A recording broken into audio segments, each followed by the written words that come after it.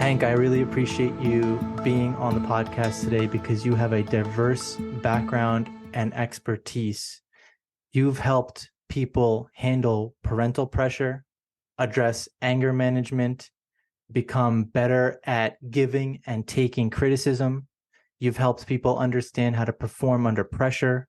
You've helped people lean into their instincts, and you've helped people hone their emotional intelligence. So through this conversation, what I'm really aiming to do is explore all of these with you. And I'm really interested in getting deeper into the lesser discussed aspects of each one, because I think that's how we can get more of your unique insights and more of your unique experiences. And then ultimately, that's how we can ignite curiosity, share some useful knowledge here, and ultimately empower people to take action. Oh, great. I'm happy to be here and talking with you. Appreciate it. So let's start with parenting. I was telling you offline that I'm a relatively new parent. And, as most parents know, it obviously is a balancing act where there's always going to be a piece of you that wants to, protect the child and always be on the lookout. But the other half is about letting them explore, letting them be themselves, letting them get dirty. And so it's hard for parents who have yet to do any work on themselves, in my opinion, to understand that their children are their own people, that they don't own them, that they can't live vicariously through them. And so to start, I'd be curious about your thoughts on how parents can strike a balance between setting expectations for their children's achievements and allowing them the freedom to explore their own passions and interests.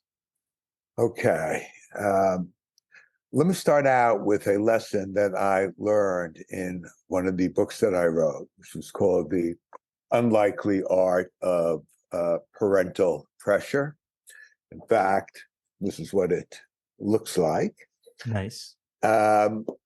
I had written a book that was called Performing Under Pressure that was very successful. And immediately after that, I thought I would do a book for parents that would be helping your kids handle pressure. SATs, soccer game, school presentations, yada, yada.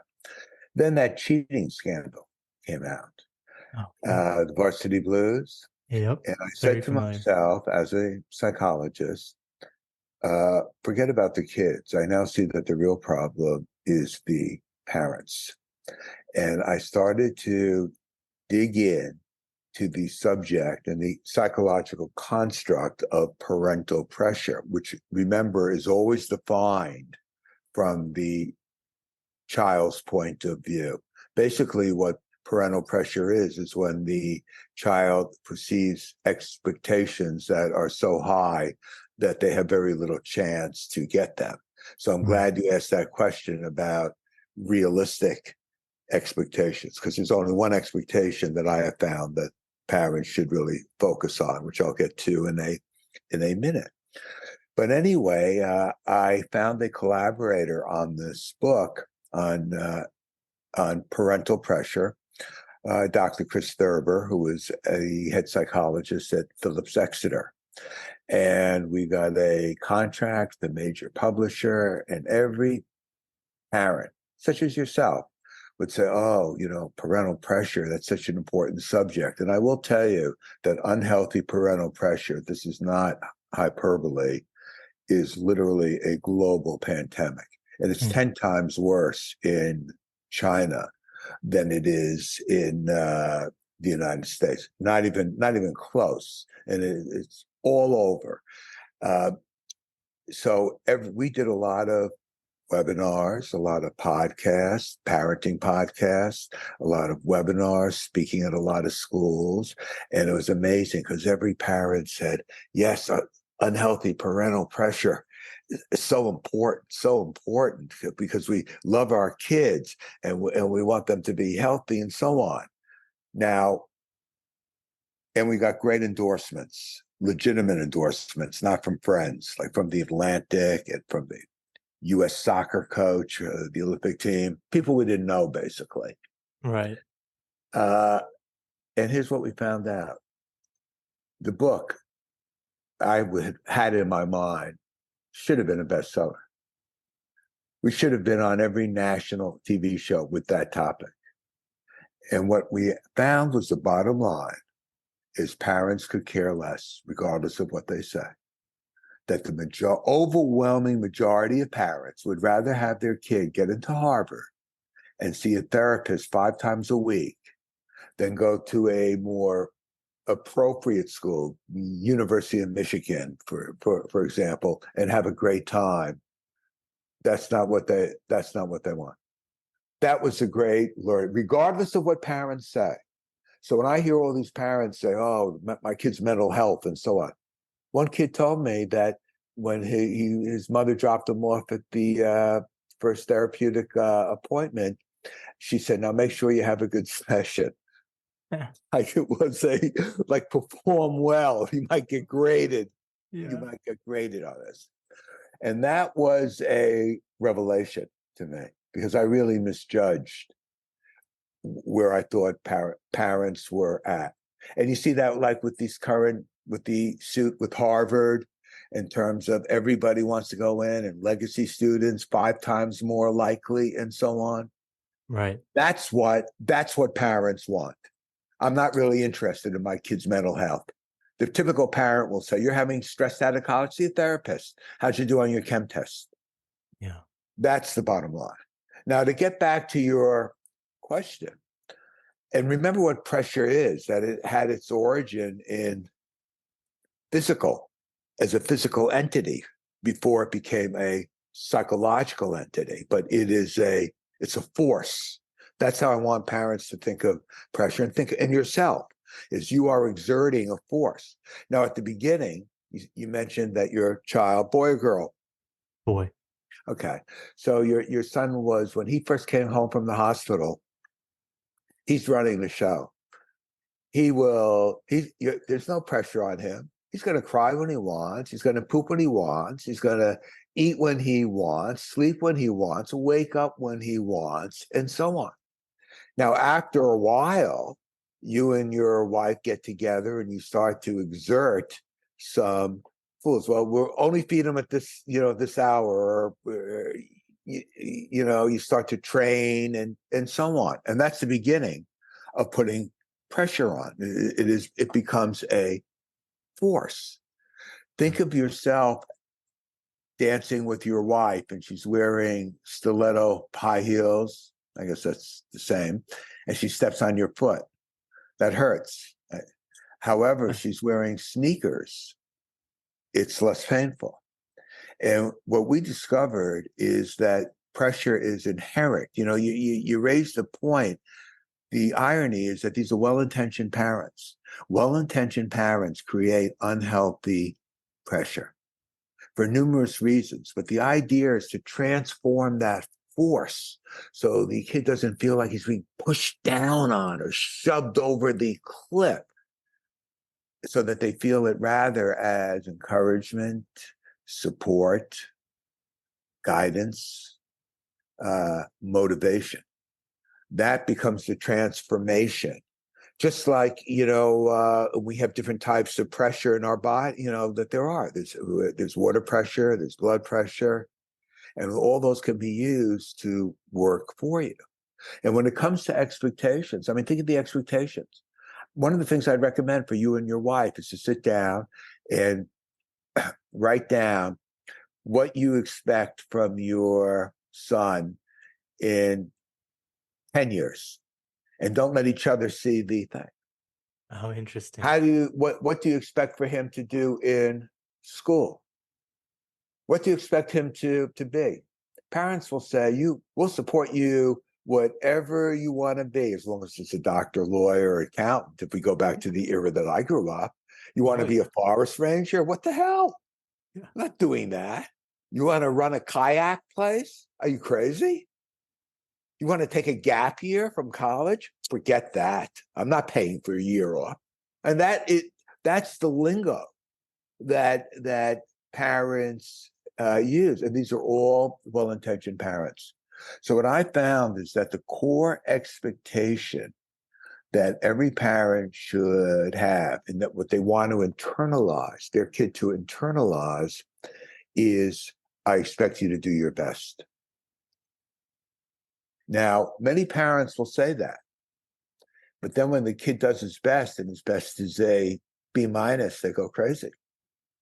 See, that becomes the dilemma. And they go crazy because many parents, they think it is a reflection of them. My sister, for example, my niece, she went to Yale, early admission, very bright. But you could not speak to my sister for more than 2 minutes without knowing that her daughter was at Yale. It was comical. But I see people and their kids get into great schools. I don't congratulate the parents. I say, send my congratulations to your son or to your daughter. Right. That's great. Now, I will give you an interesting dilemma, which also includes giving criticism as well as dealing with parental pressure and expectations. So my son, this must have been when he was in about 8th grade, does a science project on tornadoes. And he does it all by himself. So he says, all right, Dad, if you were the teacher, what would you give me? So I walk around and I study it and I say, all right, Danny, I'm going to be very honest with you. If I was your teacher, I'd give this a B minus. He pauses for a second and he says, I can live with that. And then he goes and does his own thing. Now, 2 weeks later, all right, Dad, here's my paper. If you were my teacher, what would you grade me? Now, you now know that no matter what grade you say, he's going to say, I can live with that. Right. And you can't say a lower grade than you really think. So you have to be honest. So I come up to you and I say, all right, Dad, here's my paper. What would you grade me? What do you say? Well, depends on what the work is, but I'm thinking maybe do you just say the same thing? What would you say to me? If I were your teacher and I was looking at this report, I would give you a B minus. I would say the same thing. Okay. And some people would say that. Some people would say, well, I think you can do better. At which point I say, oh, Dad, you always say that. Whatever I say isn't good enough. So I had anticipated all this. And this is what happens if I'm doing a workshop and I'll ask parents to say these things because I want to hear their responses. And then I say, I finally got smart because what I said to them, well, let me ask you, is this your best? Because if it's your best, you're finished. If it's not your best, I don't want to see it. I said, and here's the bind. Only you know if it's your best. So that is how I would deal with that and did. Years later, like 3 weeks ago, now my son is 33. He'll ask me to look over something.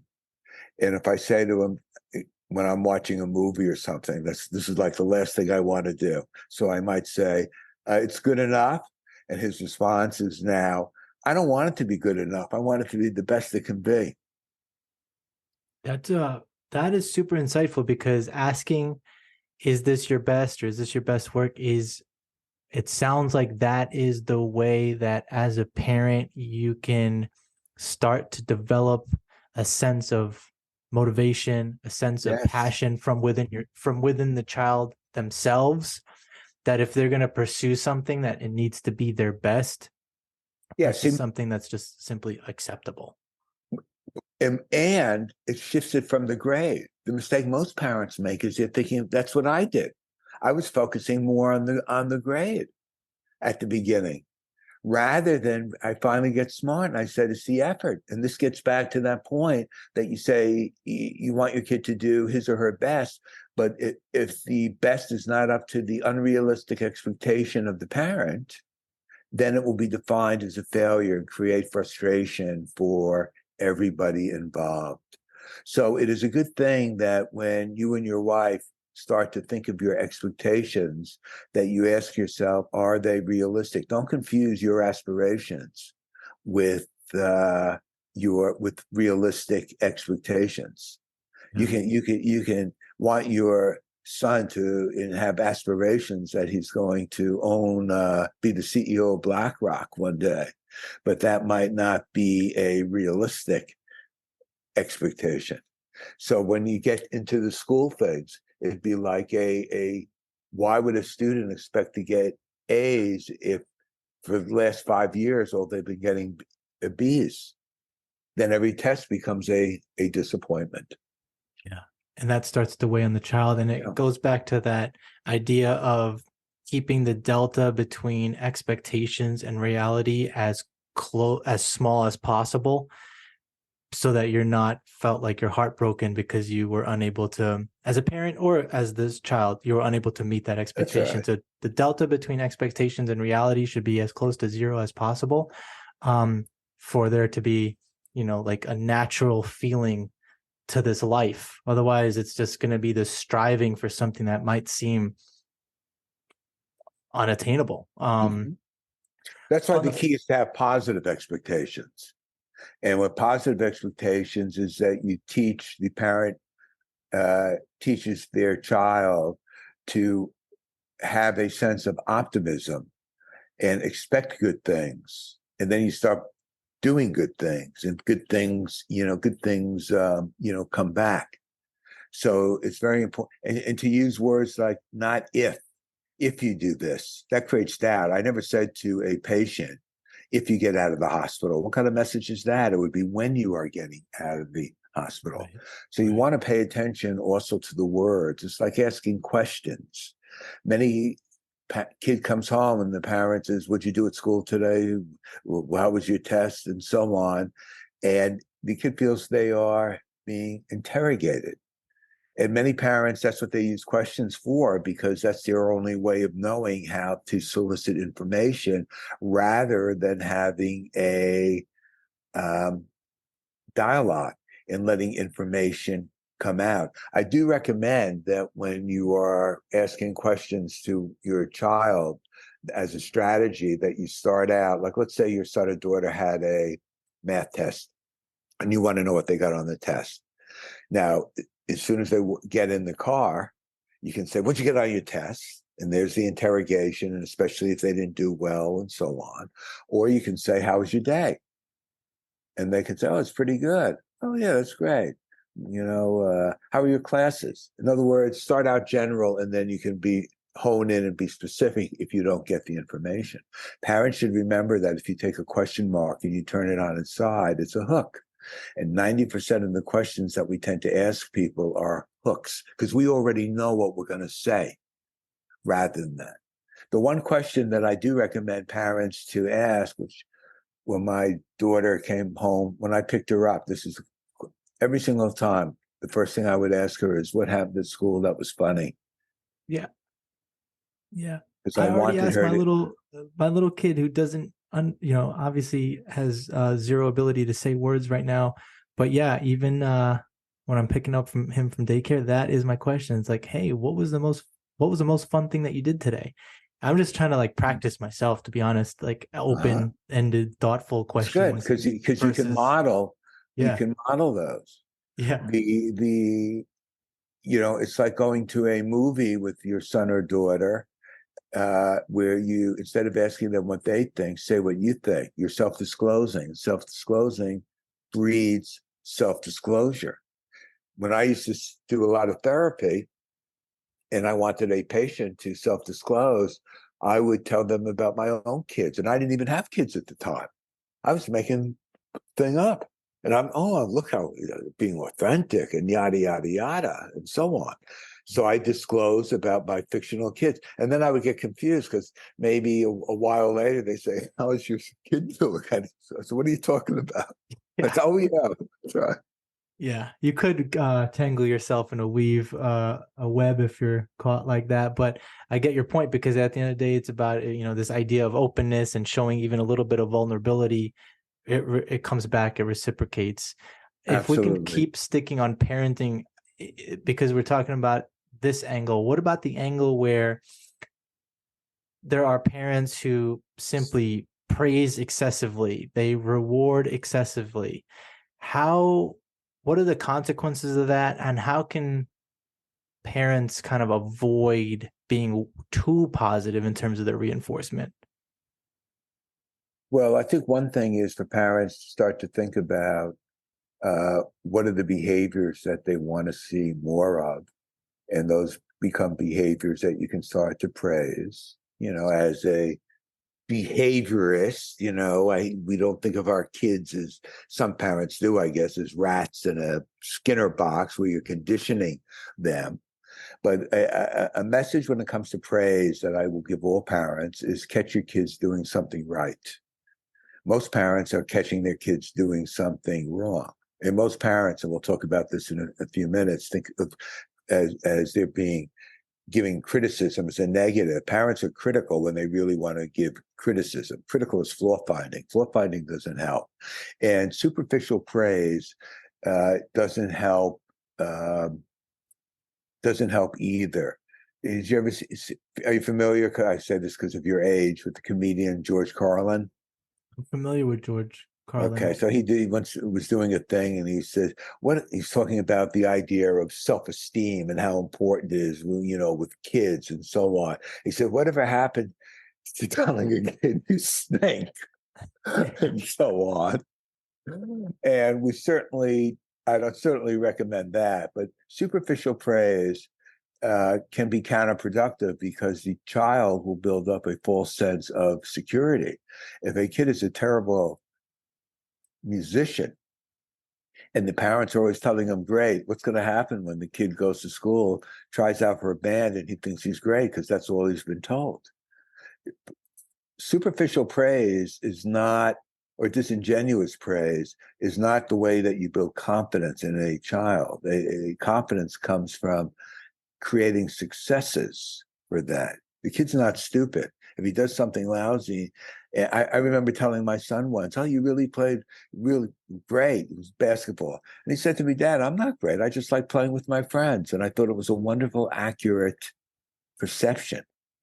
And a sense of self-confidence and resilience in a child starts with an accurate assessment of what that child, and for the parents to accept it. A lot of times the parents do not want to uh, accept it. So praise should also be specific. One of the things we do in the parental pressure book, I've forgotten some of them now. I'm just saying that as a reference, not to help people, but we like 6 characteristics of praise. And one of them should be that it's quick, it's immediate. When you see something good happen, another should always be praising the effort. A lot of times, not necessarily the outcome. Of course, you can do both. You can hook them together. Look how your effort paid off on that good grade, which is Yeah. important because for a child to feel confident, and remember what confidence is when you do something. Like if you, whether you think of your own job and you have a task, are you confident? It's really a probability statement that you are saying that one of the ways I'd come home from a chemistry test and I was not a good student at all. My father would say, "Hank, how'd you do in the chem test?" "Oh, great." "Oh, yeah, did you get an A?" "I don't know, I did great." Then he would say, "What are the chances you got an A?" 90%? No. 80%? No. 70%? No. I had a 5% chance I passed the test is what it came down to. Because I was quantifying it, which made me really flesh out the probability. And when you think the probability, when you're really confident about something, when you really want to take a test, it's because you're confident because you say you know everything on it.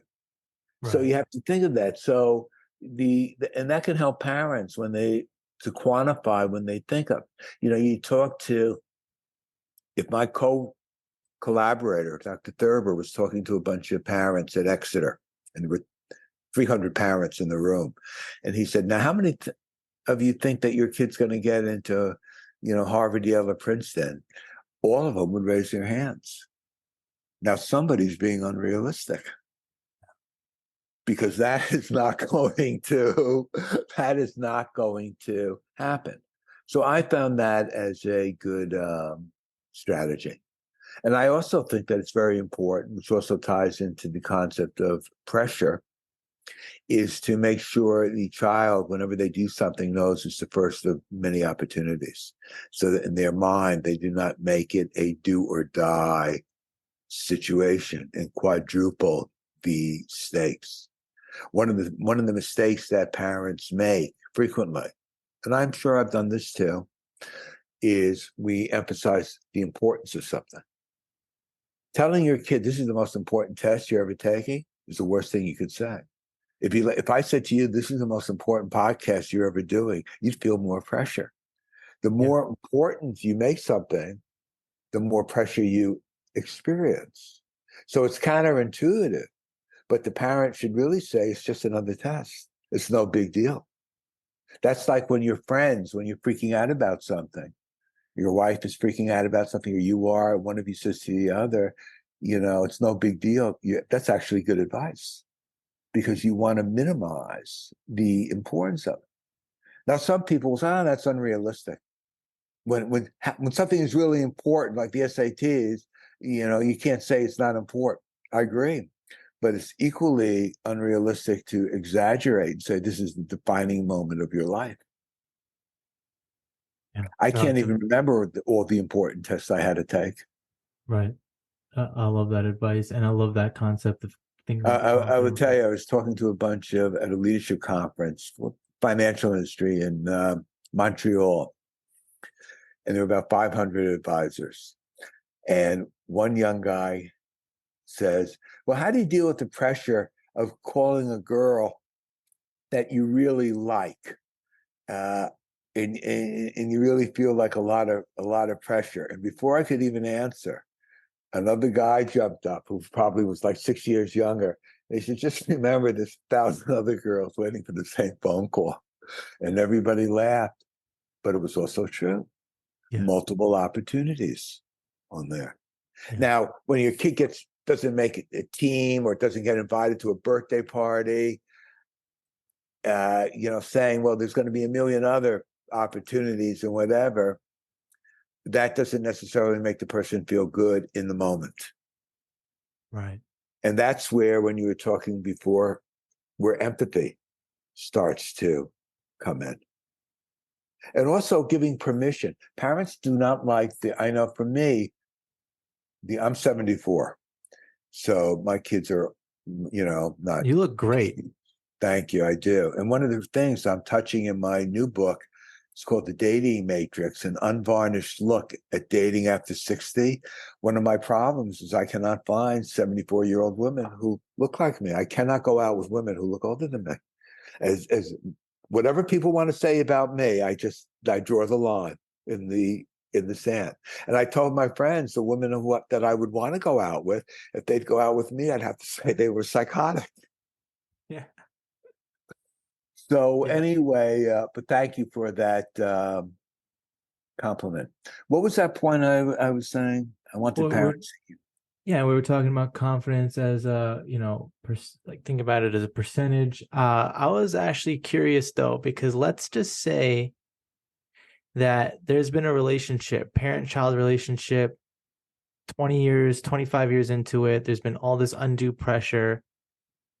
And obviously, it might have caused some strain in the relationship. Do you have any advice in terms of how a parent can repair that, or maybe potentially try to strengthen the relationship when pressure has actually caused strain? Depending on the age, of course. I mean, if you're telling me that the person is now an adult and is 40, I say, no, there's very little because the person always has that. And then I'll answer your question. But I met somebody in the building I'm living with, started a conversation, young guy, he'd gone to Princeton. And I told him, oh, I have this book, Unlikely Art of Parental Pressure. And he said he wished his father had it. He told me he doesn't talk to his father anymore because of how much pressure the father put on. He said, I know that it paid off, and so on. But there were a lot of other aspects of the father-son relationship that unhealthy pressure got in the way of. Yeah. So if you've been a parent that has been doing that, I would tend to, you have to self-reflect on yourself and think about what you're doing and how you interact with now somebody who I assume the person you're thinking, as an example, would be like in college or Yeah. something. Yeah, just a grown up. And I think it's one of those things where you look back at previous generations of parents and they were just going off of what they knew, the information that they had, and this idea of a Parents are conscious trying to parent. be the best. It's important for the kid to Yeah. remember that my parents, Yeah. they thought they were doing what is right. But what the parent can do is also be less evaluative Yeah. and more accepting and not giving their input everything and say, you think about it and so on. I had a couple actually one time that complained that the parents were like too involved or was trying to run their lives. And basically did the opposite. I said, look, invite them over for dinner and I said to let your mother do as much of the cooking and cleaning in the kitchen as possible while you relax after dinner. Don't clean up because these are all things that they try to take over. And the guy told me that by the end of the night, the father-in-law said, you guys need to take more responsibility in your life. Amazing. So Amazing. I think some parents are so clueless. You have to be really, really direct. But I've seen parents in therapeutic situations being so destructive to their kids and not even realize their comments. Like a parent helping their kid with their homework says, you finally got it right. Hey, you finally got it right. Saying it, thinking that's a compliment. It applies all the other times they've got it wrong. Yeah. And in that So sentence, you can kind of hear there might have been anger in those previous times where that child was getting things wrong. And so I think there's this idea like that we can move into, which is around talking about managing anger. That has a lot to do with this. Obviously, it's a natural emotion, but it can definitely hold people back. Absolutely. One of my worst memories is helping my son when he was in 5th grade with his homework. And my daughter walks into the kitchen, and as she's walking out, she says, Dad, you don't have to yell at him. And then my son started crying, and I felt bad, terrible. And I told him, that's me. That has nothing to do with you. And it's very important for parents, depending, if they're interacting with their kids a lot, that when they get angry, to make sure that they attribute it to themselves, not to their kid. I would tell my son, whenever you think I'm getting angry, my daughter tell you need to tell me. If you hear me raising my voice or something, and that would help, because he would say, Dad, you're getting angry. How do you know? Well, you're talking louder.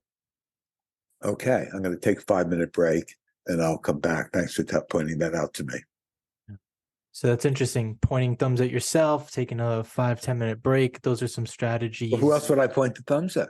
No, exactly. Well, yeah, exactly. But I'm the one getting angry. And one of the things with kids is when parents do get angry, they immediately need to keep their mouth shut so that they don't say hurtful things, because that's what happens. You don't insult your wife when you're feeling good with her. It is when you are angry. And a little kid, for them, the names can harm them besides the sticks and the stones. So one of the things that parents can do, and you can do as soon as your child is about 5, as a family exercise, is practice a relaxation exercise together. It only takes 15 minutes. It becomes family time. And also you're all doing something together. You're learning valuable skills in terms of learning how to relax on cue. Parents make the mistake when their child gets upset to tell them to calm down, but that doesn't mean anything. How do you calm down? Breathe slower would be a better thing, or sit down, or give a cold glass of water, i.e. cooling a person off. Those become more effective ways of intervening. Yeah. And they sound like some of the lesser known techniques or less conventional ways of approaching how to manage anger. Here's a Can you tip for share? everybody. Yeah, Yeah, in go terms ahead. of anger, but you could also use it for anxiety. Think of a emotion visually looking like a triangle. And there's 3 points to it, 3 components. At the top of the triangle is cognition, your thoughts. So when you're angry, how are you talking to yourself? It's very different than how you talk to yourself when you're depressed or when you're enthused. At the other corner is your physical arousal.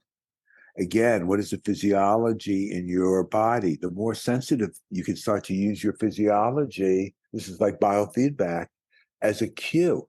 So if when I feel my heartbeat increasing, I know it's time to take a deep breath and calm down. And the third component is your actions. What do you do when you're angry? Are those actions helping you, or are they making the situation worse? When you're angry at your partner, or vice versa, we all do this. Uh, do you walk into the room, and how is that helping? When you walk into another room, give them the silent treatment for 5 hours, or do you escalate, yell and scream, and tend to make it worse? So when you remember that those 3 components, put the emotions inside the triangle. So like when you're happy, what are the behaviors you're doing? I'd recommend for people to do more of those behaviors. When you're angry, what are the behaviors you're doing? I'd recommend doing less of those behaviors on that. And that's an important strategy for parents to teach their kids is internal monitoring of their physiology. So when they know when they're getting upset. And a good little fun thing to do is you run around with your son, run around the house until he's, aroused, and then you stop. Put your hand on your heart. What does it feel like? And so on. The raciness, and then have them sit and really relax on a couch and so on. Hey, put your hand on your heart. What does it feel like? And you start to contrast the differences of being really aroused versus low. I wish somebody had taught me that when I was really young. Would have been a valuable skill, because that's part of the art of managing pressure is arousal management, the term I coined. Yeah, no, I love that. And this concept of more self-love, as seen on my coffee mug here.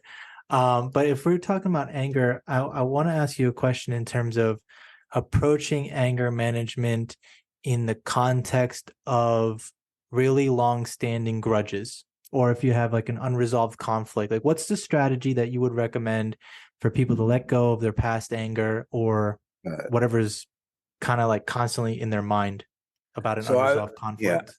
All right. So I was on Oprah on this specific topic, feuding friends. So I was the expert, and the other guests were friends who hadn't spoken to each other like in 6 months because they had such a grudge. I thought I was on like Jerry Springer. It was like wild and so on. What the best way of dealing with that is to move from anger. See, why would you have a grudge against somebody for 6 months? I feel it's got to do with mismatched expectations again, which I feel If is the you cause of a if lot of you things. have a grudge and you're still angry at somebody for 7 or 8 months Or years. or years, what is going on? What is the underlying reason? Because you feel what? Hurt That's or right. There you go. You answered it. Most people, if you're still holding you're in the anger mode, and what you have, which is an emotion, the arousal is keeping you start every time you think of that person, whatever, you get worked up. And what you have to do is move from the emotional component to the affective, the feeling component, and talk about that you were hurt by what the person did. And that's why you haven't been talking. You can heal your feelings with an emotion. When you get angry, and two people get angry, in the 9 o'clock in the morning and so on, and that's maybe 15, 20 minutes. Did you ever notice how tired you are after a big argument? Or it's most people exhausting. are. Exactly, because it's the physical arousal. But now after that comes down, okay, you're not really experiencing anger, but now you're experiencing something else. It could be dejection, it could be hurt. And that's what has to be dealt with. So a problem for many people, especially men, is they have trouble acknowledging their feelings because it makes them vulnerable.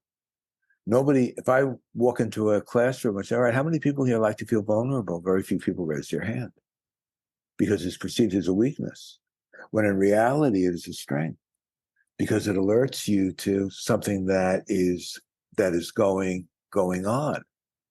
And when you talk about your feelings, think about the most riskiest types of communication. The least riskiest is when you see your wife at 5:00 today and you say, hey, how was your day? That's like BS conversation, passing communication on that. Or if you say, what do we have for dinner? That's easy too. That's just like factual information. But after that, you get into thoughts and feelings. It's risky to tell somebody what you think. It's risky to tell somebody how you feel because it makes you vulnerable. Did you ever see the Seinfeld episode where George is saying, I want to tell her that I love her? He says, I've never told anybody that I love her. Jerry's saying, well, that's a pretty big thing. Are you confident you're going to get it back? And George waits for the big moment. He's in the car and he says to her, I love you. And her response is, let's get something to eat. So then later and he's totally depressed. Later on in the show, you find out that she had a hearing problem. So George gets excited because, oh, she didn't hear me and so on. So that he goes through the same thing. He says, I love you. And she says, I heard you the first time. So that's why it's hard. That's why grudges go on, because it's hard for one person to say, I felt hurt by what you said. Yeah. Yeah, it's and maybe the approach there is to, Writing a letter. Yeah, writing a letter is also, because then you're writing it out, at least you're getting it out of your system. Yeah. Standing in front of a mirror, talking to the person as if they're in a chair. Because what you're giving yourself a cathartic experience. And as Simon Sinek would say, he would suggest to actually label the fact that you may want to have an uncomfortable conversation. So if you reach out to that person who you've had a grudge with and you just flat out say, like, I'm going to have a uncomfortable conversation with you. I might fumble through it, but I think the reason I want to do this is because I want us to be stronger as a result of it. And so if you can get through that kind of conversation, just labeling that it's going to be a tough, awkward one, it makes that other person a little bit less defensive, allows you to both maybe open up about what's going on in the relationship and the friendship, and then hopefully improve it from there. The stating a positive intent. It's also important when you do a performance appraisal or giving criticism. Will make the person more receptive. See, that's the idea in terms of giving criticism. Let's talk about that more. Yeah. The whole strategy is to make a person receptive. No matter who you're criticizing, I don't care who it is, you always have to think strategically, which means that you ask yourself this question: how can I communicate this information so the person will be receptive to it? Now, if you call the person an idiot, he's not going to be receptive, unless you're using that as a technique to get the person to be receptive. You always want to protect the person's self-esteem. The timing is important. Being like focusing on behavior instead of trying to personally attack them. Sometimes there is no behavior. Oh, true. On that. But always be improvement oriented. One of the things I've learned is it's easy to tell a person what they're doing wrong, but it's hard to tell a person how to do something better. And that's one of the cardinal rules of criticism. I would tell people when I would do presentations and they do evaluations, I finally got smart and I said, I'm only interested in evaluations that can tell me how to do this presentation better. Because I'm doing the best I can. So telling me what you didn't like or what was wrong, that doesn't help. Tell me I can turn it into a better experience for you. What about the people that are super self-critical? How do you strike the balance between, okay, I want to improve, but I also have to accept self-critical is not a good thing. Yeah. Because that means that you're self-criticizing is a good thing. Self-criticizing yourself means that you have a productive dialogue in your mind where you are both the giver and the taker, where you're saying things to you and then responding back, and we're having sort of like a Socratic dialogue. People who are overly self-critical, they either learn that from their parents, and they have become many times perfectionistic personalities. So no matter what they do, isn't going to be good enough. And a good way of dealing with people with that is, instead of trying to talk them out of it, is to agree with them. So when the person says, "This is terrible," I say, "Yeah, it is." Yeah, that's Really? interesting. Well, do you think it is? No. Then why are you saying that? See, that also depends on style. I remember a lady saying to me that if people go home and they say, when I say there's going to be a lot of people get punched in the face, because style and how you communicate that information really becomes important. You talked about coaching before. Everybody thinks they're a great coach, just like everybody thinks who's in therapist thinks there's a great therapist.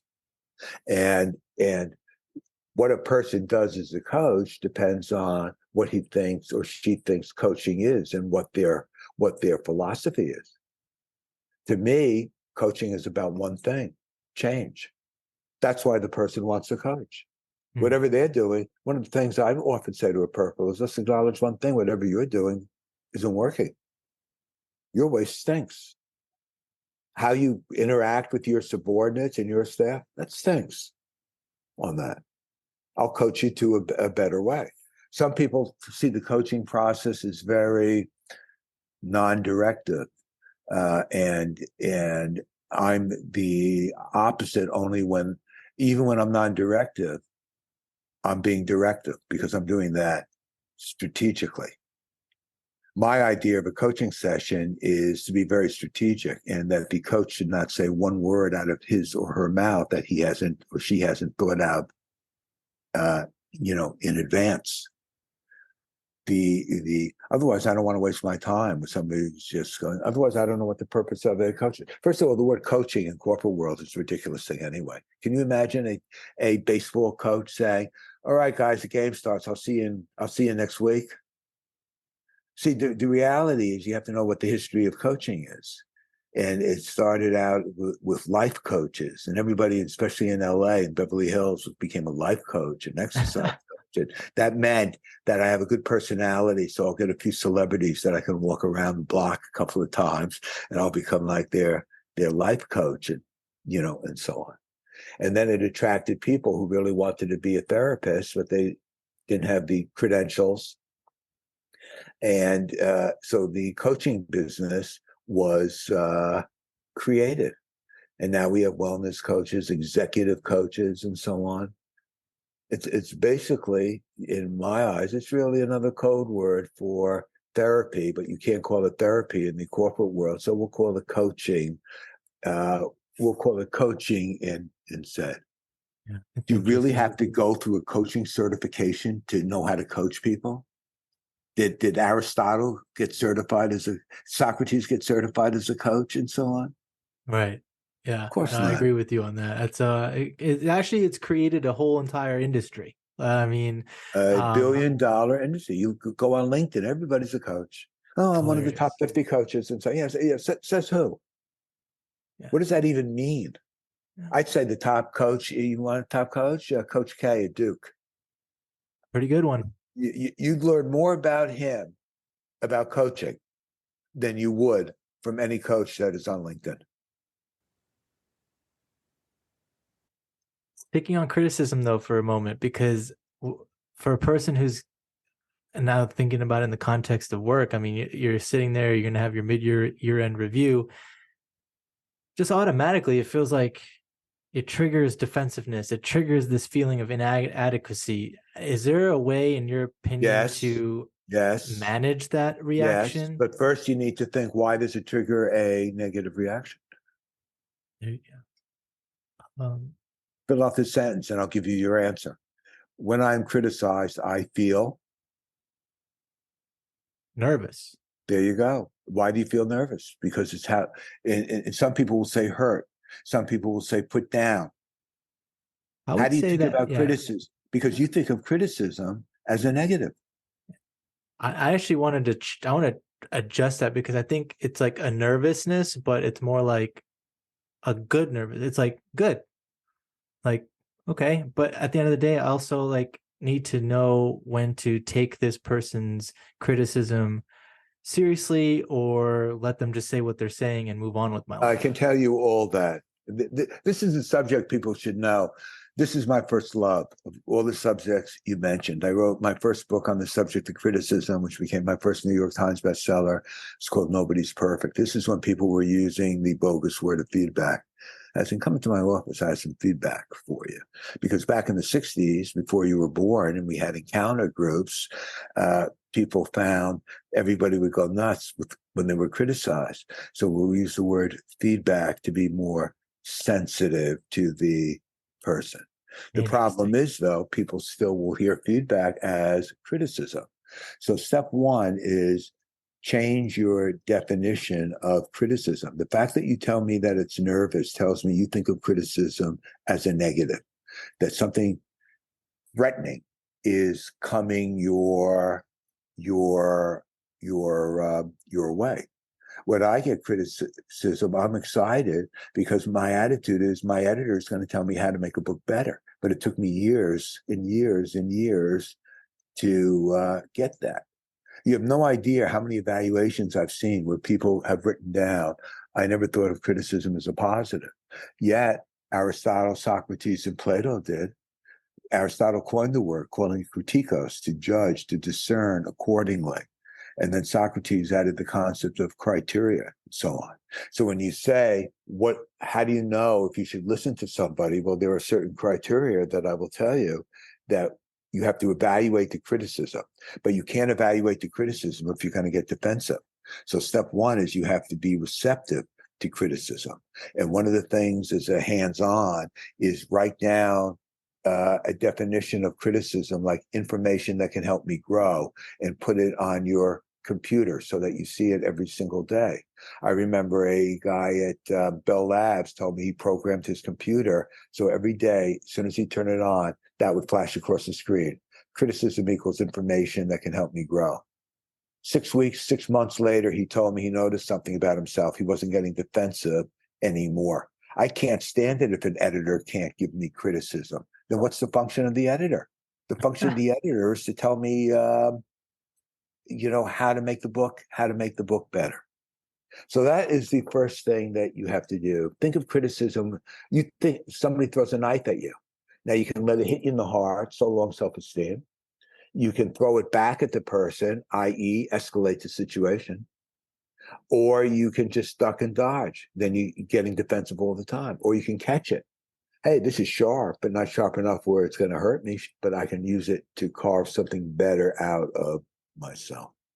So that's what you want to do. And anytime somebody criticizes you, you have to appraise the criticism. Like, you can give me some criticism, but if it's not important to me, what do I care? But it might be very valid. So part of the skill of giving criticism is to be able to make it important to the person. Then I want to look at the source. Now, there's only one thing you should consider when you're being criticized about the source. Is the person qualified to judge this? If the person's not qualified, why are you listening to them? I remember in a therapy situation, this guy was a brilliant engineer at Hughes Aircraft. And he'd get depressed when his wife, an interior decorator, in an argument, would tell him he's a lousy engineer, to get to him. And I'd laugh to myself. I said, your wife is a decorator. Is she qualified to tell you you're a lousy engineer? Seriously? And so on. Yeah. So you have to look at the source. And the more qualified the source is, the more you take the criticism seriously. But that doesn't mean just because the person is a bad source or low credibility that it might not still be a good idea. You will be more responsive to your boss's criticism than you will to your subordinate's criticism, even if it's the same information. And that's what you're doing. You're thinking of that criticism. This is information. I have to evaluate the information. Then you want to look at the emotional context. When a person's ranting and raving, don't take it seriously, or not as serious as you would if they are in a very serious, rational interaction with you. And then also how much energy and what are the benefits. So if I said to you, okay, you're a student, do the last 30 pages over and I'll change your grade from an A- to an A, you'll say, forget it. What's the difference? I'm not doing that. But if you need it for a scholarship, then you will. So it becomes a trade-off. The situation we all love is maximum benefits, minimum energy. And the situation we all hate is maximum energy, but only little benefits. Yeah, So and you what you have to just be thinking. Yeah, but the real thing of this, if you're going through all these variables on a grid and taking the time, it slows down your response and it'll let you appraise it in a more rational way. Criticism is not about emotions. It's about an intellectual evaluation. And that's why when you're angry, we give criticism very negatively because our intent is not to help the person. So if somebody criticizes you destructively, one of the good responses is, let me ask you something. How come you're telling me this? And the person will say, to help you. Oh, I get it. You think how you're talking to me helps me. Let me explain something to you. It doesn't help. Makes the situation worse. But I'll forget it because you never knew that. You thought you were helping me. But if it happens again, we'll have to have a talk about this because now you know yelling at me like that doesn't help. It makes it worse. Oh, this is an incredible insight. I appreciate it because you're helping me understand how to even navigate conflicting feedback from different people. And you're Stop using the also, word, yeah, but I have to say, and I don't mean to interrupt, it is only because I have certain hot spots, and hearing the word feedback is bogus. What does that mean? What does it mean when I say, I know what praise is? Praise is telling the person something positive about what they've done. I know what negotiation is. It's a communication process where you're trying to come to a mutual agreement. I know what confrontation is. It's confronting a person where the goal is to get them to stop doing a particular behavior. And I know what criticism is, communicating evaluative information to a person in a way that he or she can use it. I do not know what feedback is. Feedback is a bogus perception. word. Yeah. No, feedback, if you look it up in the dictionary, it will define it simply as a process, and it's always a noun. I can't say I'm feedbacking you, but I can say I'm criticizing you.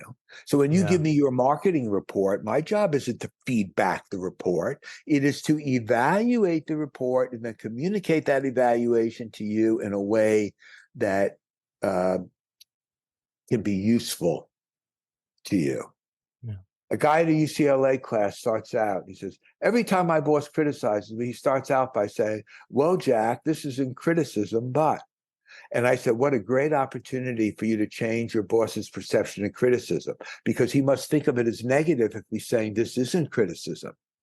So I said, so what would you say? And the first thing people say, well, what is it? And then I'm playing the boss, I say feedback. And now, if it's feedback, why do people still get defensive? Why do people call it feedback? They say it's more neutral, more sensitive, but they still get defensive because internally they still hear it as criticism and they think of it as a negative. So as an organization, you have to give an overt message that criticism is permissible, like a critique. So what's your newspaper in San Diego? What is it these days? San Diego what? I want to say Tribune, but I feel like Yeah, that's San wrong. Diego Tribune. So if you Yeah. go to the San Diego Tribune, I guarantee you go to the entertainment section, you will see nothing by no movie feedbackers. And you will see no restaurant feedbackers, will you? You will see restaurant critics. Yeah. And you will see movie critics. What is their job? To evaluate the film or the restaurant. And what the good ones do might even suggest how it could be better.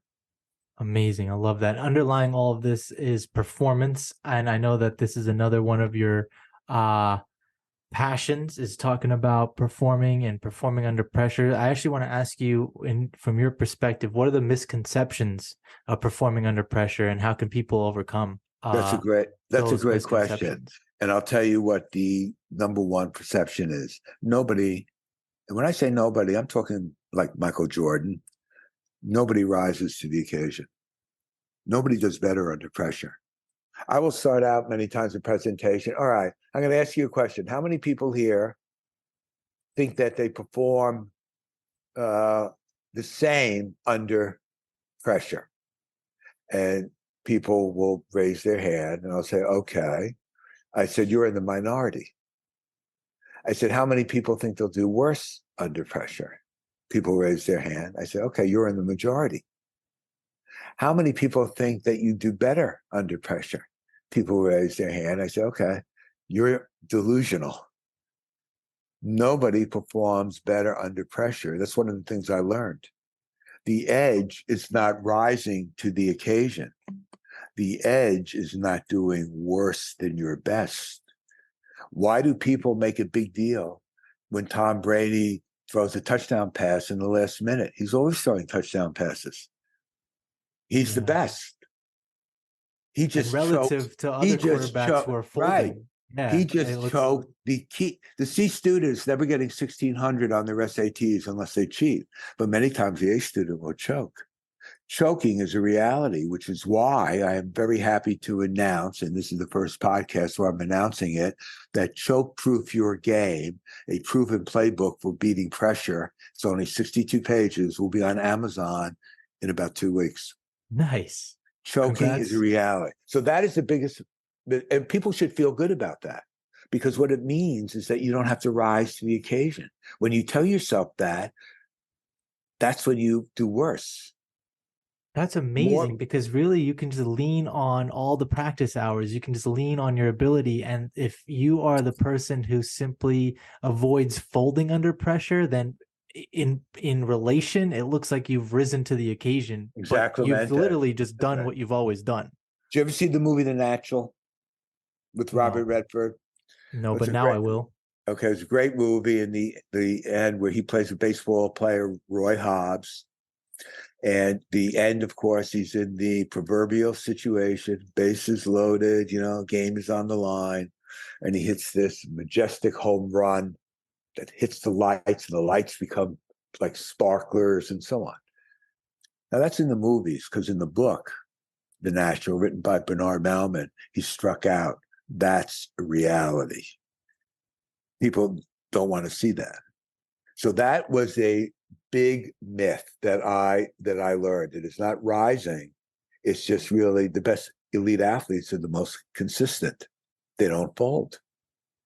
I was watching the U.S. Wimbledon the other day. Djokovic finally lost. Yeah. He didn't joke. He's won four in a row. The other guy was just simply better, and the other guy was number one. So he lost to a number one ranking. A lot of people would think they're choking when they're really not. You make So 10 foul shots, and then the 11th one you miss is not a choke. So you're saying that people, aren't really rising to the occasion, but there are high pressure situations. There are high pressure professions. There are situations you might find Yeah, yourself but in you could that train for demand those. high The, performance. I the ER mean, the ER doctor in who's in an emergency room, but he's been trained for that. He's not rising to the occasion and doing a miraculous operation. The sniper who's shooting from a mile away, he's not making a miraculous shot. That's what he's been practicing all his life. yeah. Well, The interesting. the football player who kicks a 40-yard field goal, that's not headlines. The headline is if he misses a 40-yard field goal.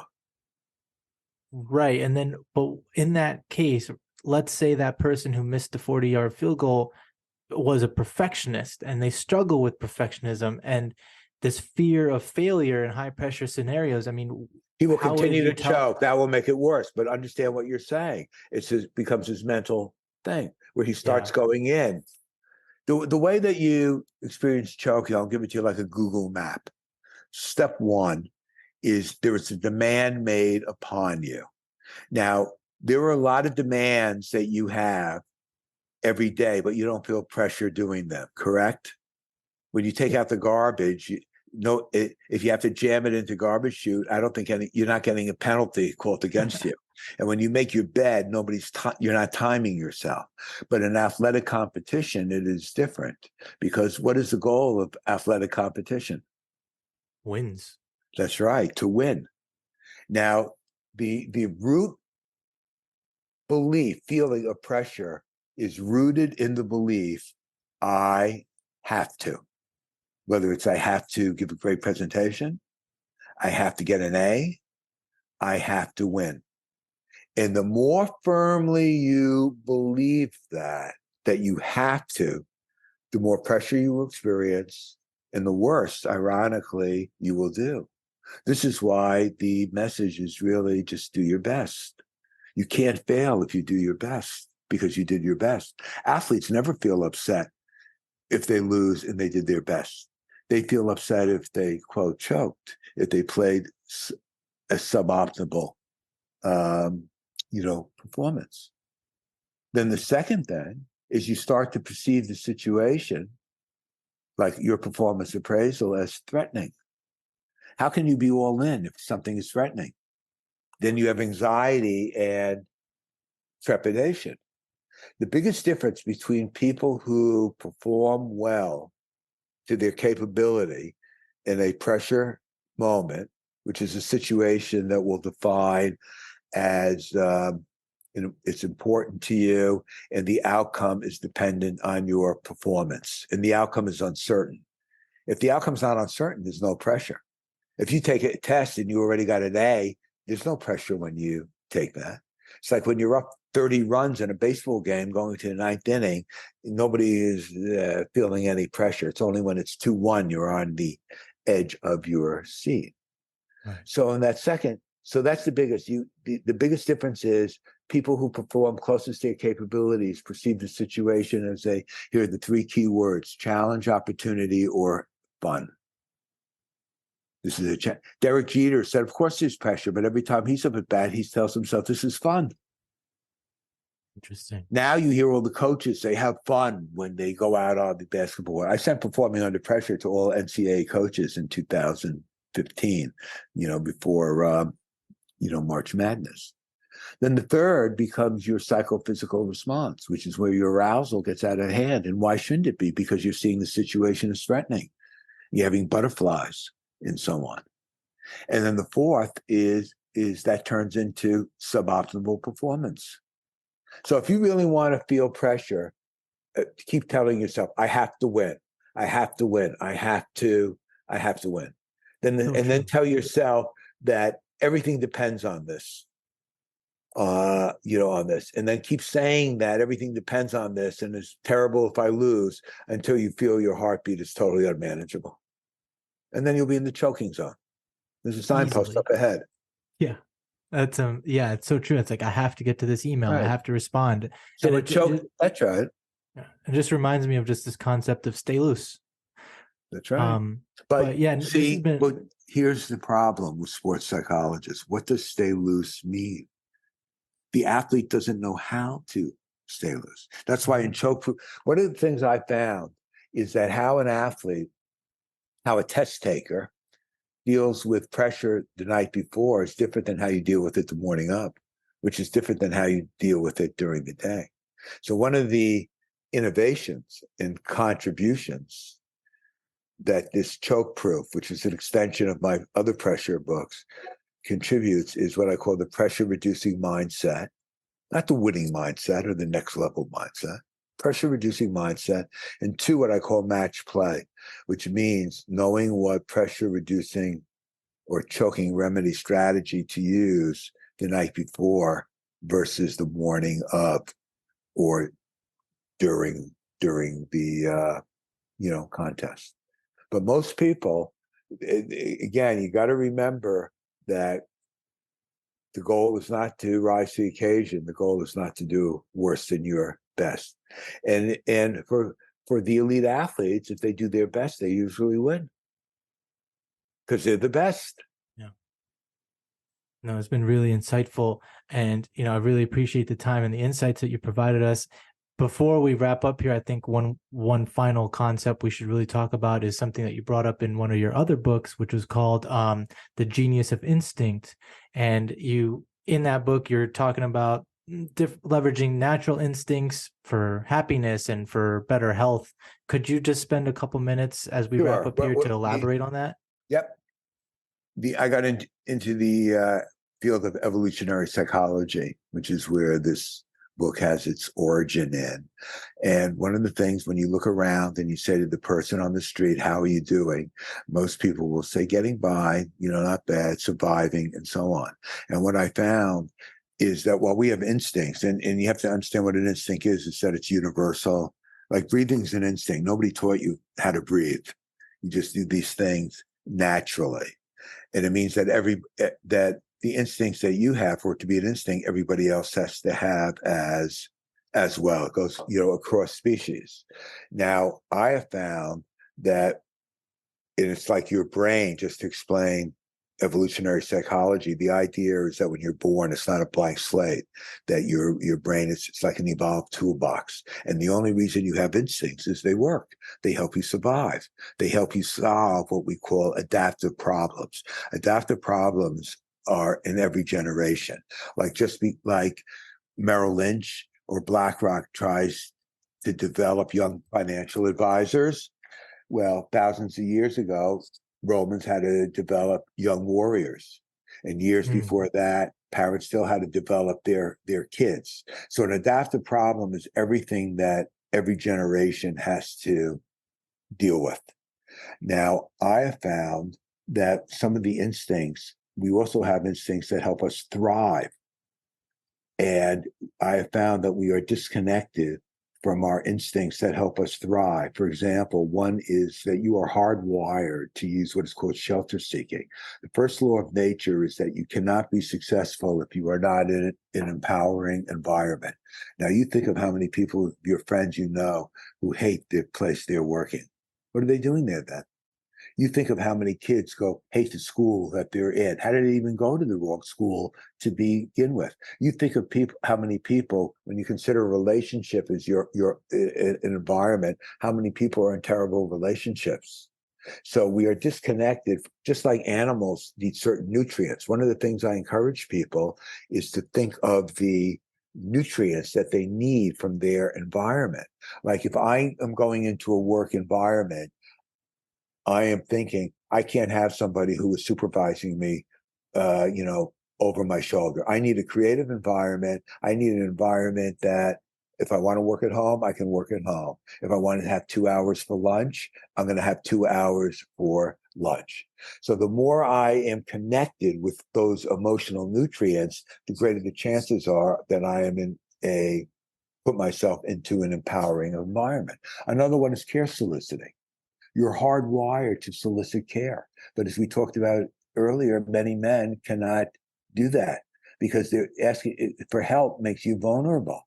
Look in The Godfather. He slaps Johnny Fontaine. What type of man are you? Cry like a woman.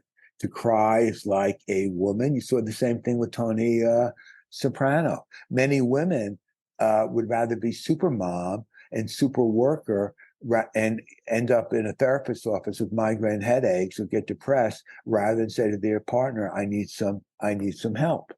So that's another one. Another one is attractiveness.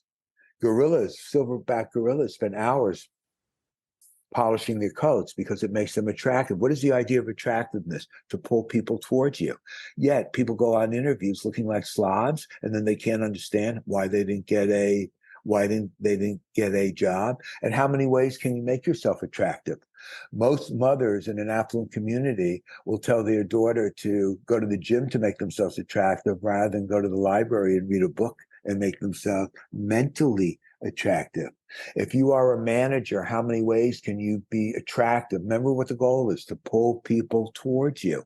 How likable are you? And how do you make yourself likable as a way of pulling people towards you? One way is humor, in terms of people like to be with people with humor. Another instinct is curiosity. And how can you use curiosity to enhance your everyday Right. And knowing how the curiosity instinct works. Did you see the first commercial for the new Barbie movie? I did not, but I've heard Did a you lot ever see about the it. movie 2001? I'm not a big movie guy, All right. Well, then that but I read books.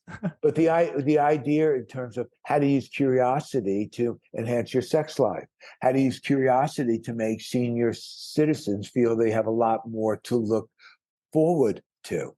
How do you, one time I'm on an airplane going from New York, I'm going back to LA, and the guy sitting next to me owns a very well-known grocery chain in LA.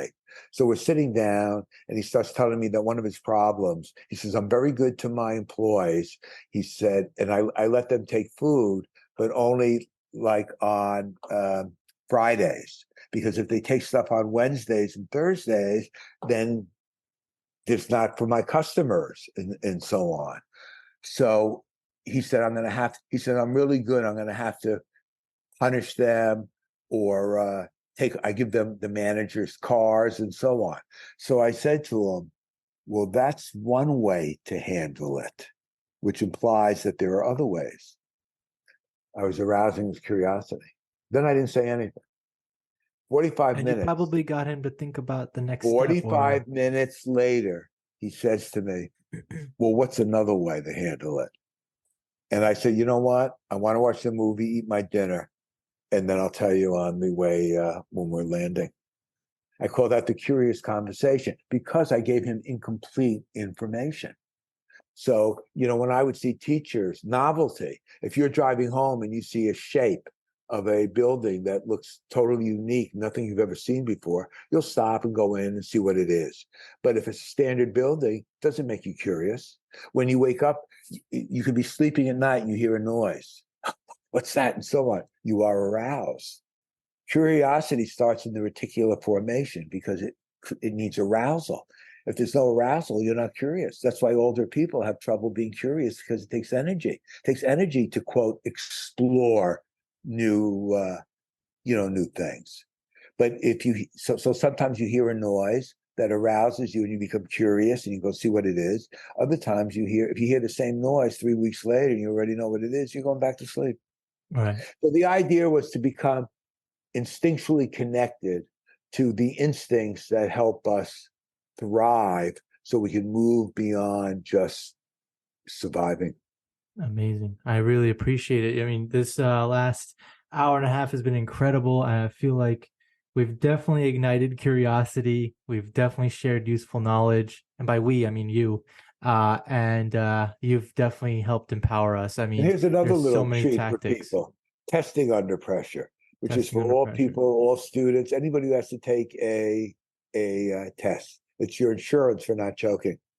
There you go. Yeah, we'll make sure that that's part of the show notes. But no, I definitely want to say thank you, Dr. Weisinger. Anytime. I had a good time talking with you. Appreciate it. Maybe we'll do round 2 when your new book is out. Anytime. That's amazing. I appreciate it. All righty. Take care.